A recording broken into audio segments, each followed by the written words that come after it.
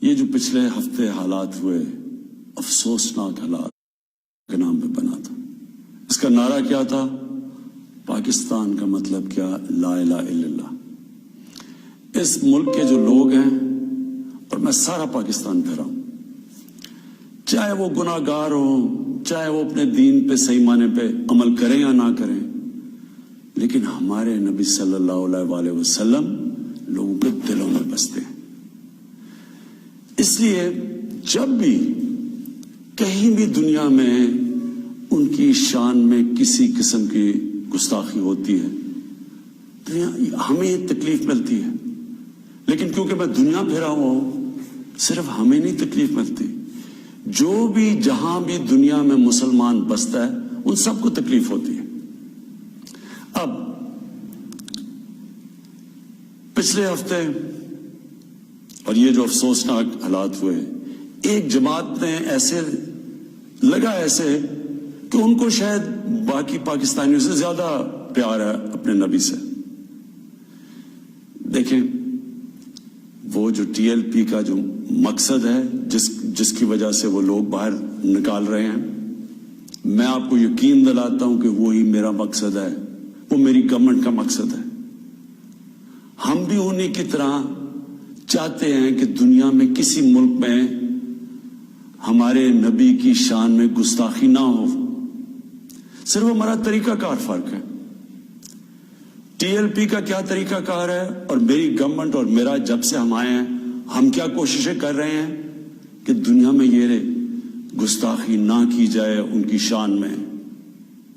وہ یہ ہے، ٹی ایل پی یہ کہہ رہی ہے کہ جو فرانس میں ہوا، فرانس کے ایمبیسڈر کو واپس بھیجا جائے، ان سے سارے رابطے ختم کر دیے جائیں.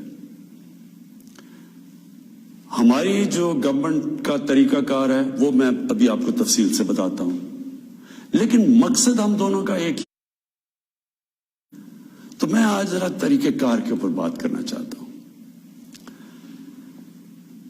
1979 کے اندر، نہیں 1990 میں غالباً 1990 کے ارد گرد سلمان رشدی نے ایک کتاب لکھی. اس کتاب میں اس نے ہمارے نبی صلی اللہ علیہ وآلہ وسلم کی شان میں گستاخی کی. پاکستان میں پبلک سڑکوں پہ نکلی، یہاں امریکن ایمبیسی پہ اٹیک کیا اور لوگوں کی شہادتیں بھی ہوئی. اس کے بعد آپ اٹھا کے دیکھ لیں کہ ہر تھوڑے سالوں کے بعد کوئی نہ کوئی مغرب کے کسی ملک میں ان کی شان میں گستاخی کرتا ہے. مسلمانوں کو تکلیف ہوتی ہے، کہیں باہر ری ایکشن بھی ہوتا ہے، یا ہمارے ملک میں مظاہرے بھی ہوتے ہیں.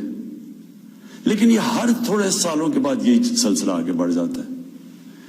تو کیا ہم نے ابھی تک کوئی فرق پڑا اس اپروچ سے؟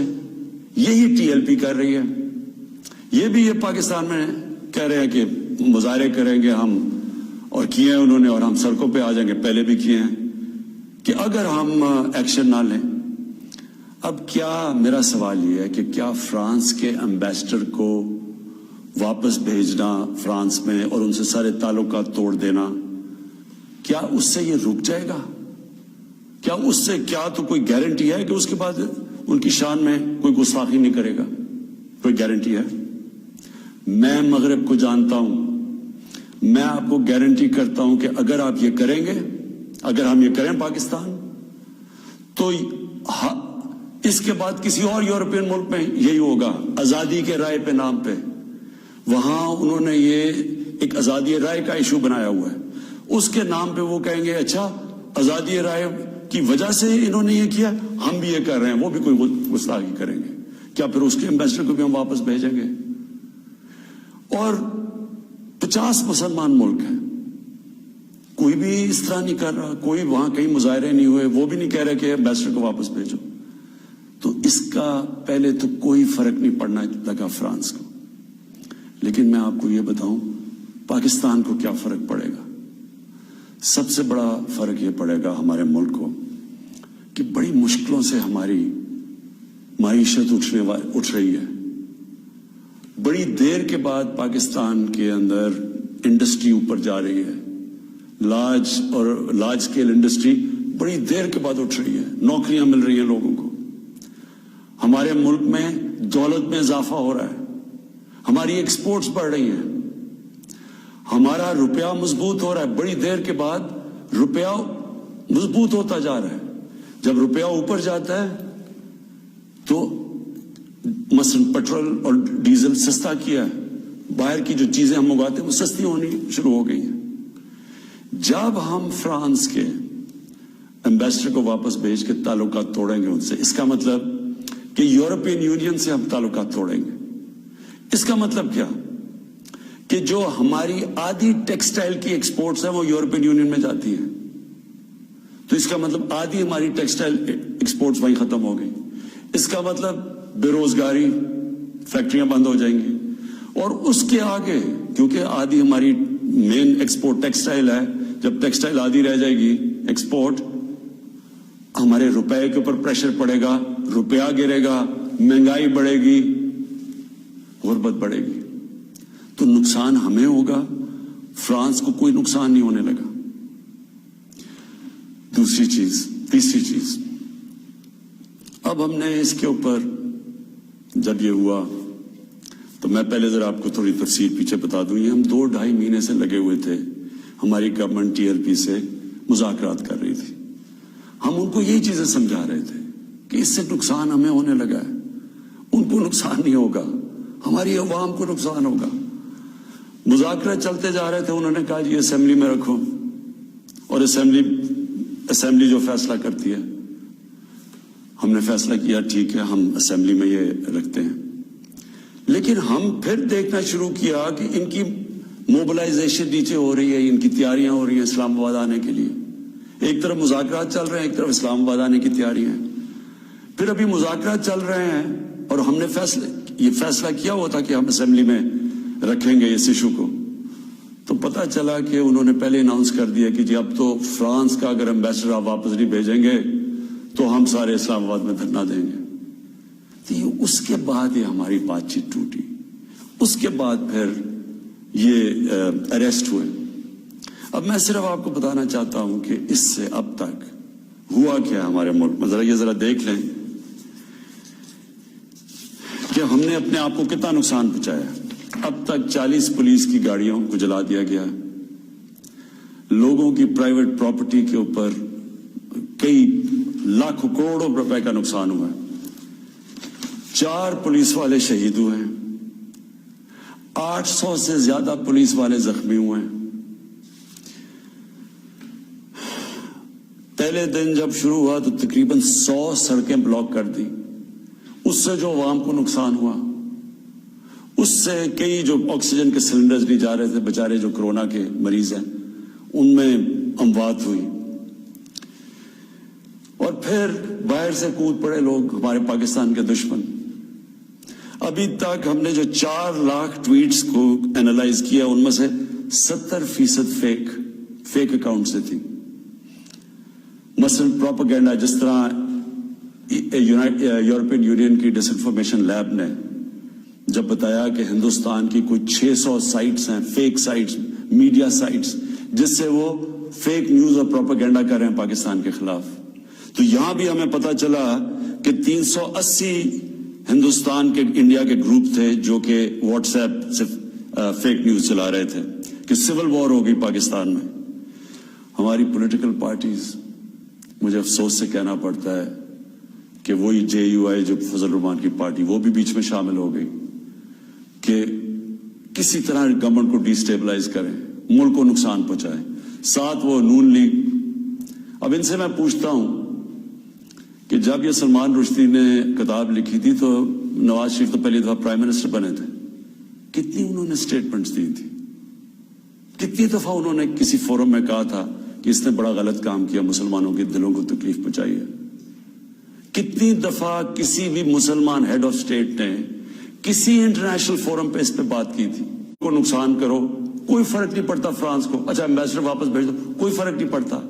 اب یہ سنیں کہ میری اپروچ کیا ہے، مقصد تو ہمارا ایک ہی ہے، ہم کیا چاہتے ہیں کہ ہم یہ چاہتے ہیں کہ یہ جو دیکھیں، میں پھر سے آپ کو بتاتا ہوں، مغرب کو میں سب سے بہتر سمجھتا ہوں، میری بڑی زندگی گزری ہے وہاں، میں ان کی سوچ کو جانتا ہوں۔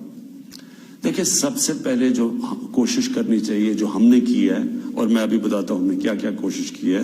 اچھا، میں یہ پہلے بتا دوں، سب سے پہلے جون 2019 میں 14ویں جو سمٹ تھی OIC کی، وہ پہلی دفعہ جا کے میں نے اسلاموفوبیا کی بھی بات کی، اور میں نے یہ بات کیا کہ جو مغرب کے اندر ہمارے پیارے نبی کی بے حرمتی کی جاتی ہے، کہ ہم سب مسلمان ملکوں کو مل کے ہم ایک پلان کرنا چاہیے، کہ اکٹھا اپروچ کرنا چاہیے، کہ ان کو سمجھانا چاہیے مغرب کو۔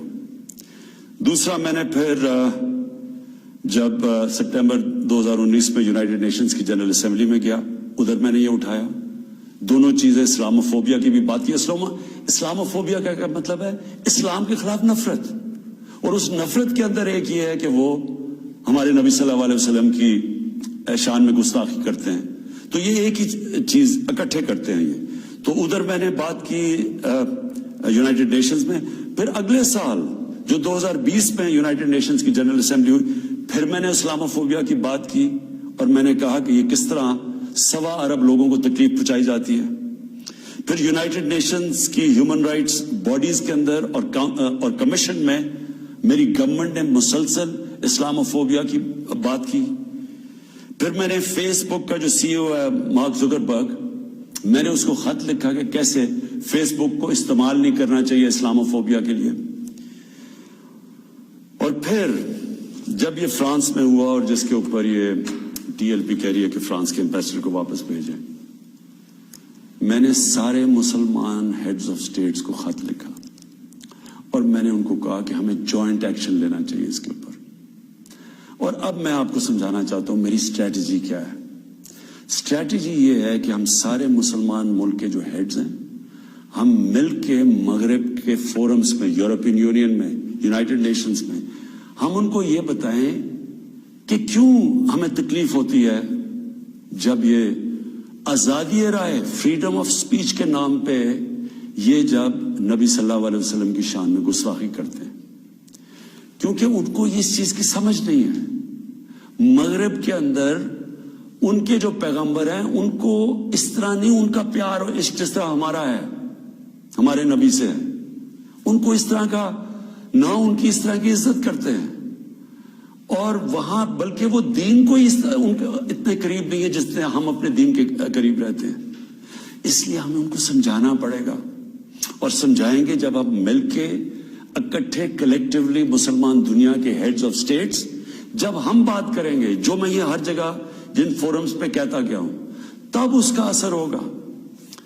دنیا میں تھوڑے سے یہودی ہیں، لیکن وہ سارے یہودیوں نے اکٹھے ہو کے دنیا کو، مغربی دنیا کو بتایا ہے کہ جو ہولوکاسٹ تھا، جدھر یہودیوں کی قتل عام ہوئی تھی، انہوں نے کہا کہ اس کے خلاف کوئی منفی بات نہ کی جائے کہیں بھی، کسی میڈیا پہ۔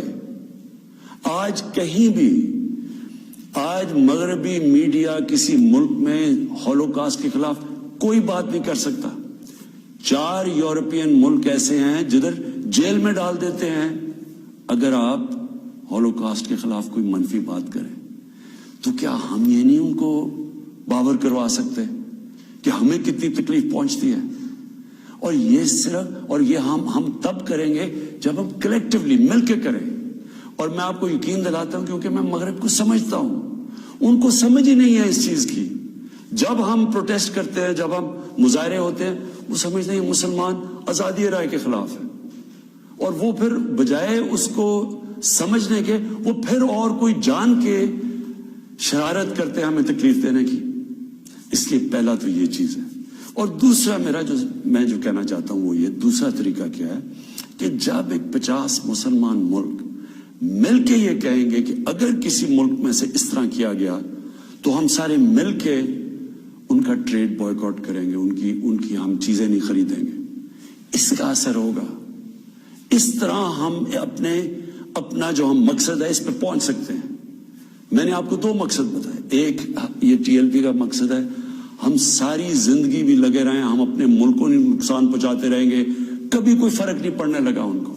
جو میں کیمپین کر رہا ہوں, میں آپ کو یقین دلاتا ہوں کہ یہی طریقہ ہے کہ انشاءاللہ ایک دن ان کو سمجھ آ جائے گی, اور وہ دن دور نہیں ہے. میں آج آپ سب کے سامنے کہتا ہوں کہ میں ذمہ داری اس کی لیتا ہوں, میں ہی اس کیمپین کو لیڈ کروں گا, لیکن میں انشاءاللہ اپنی قوم کو مایوس نہیں کروں گا, اپنے مسلمانوں کو مایوس نہیں کروں گا.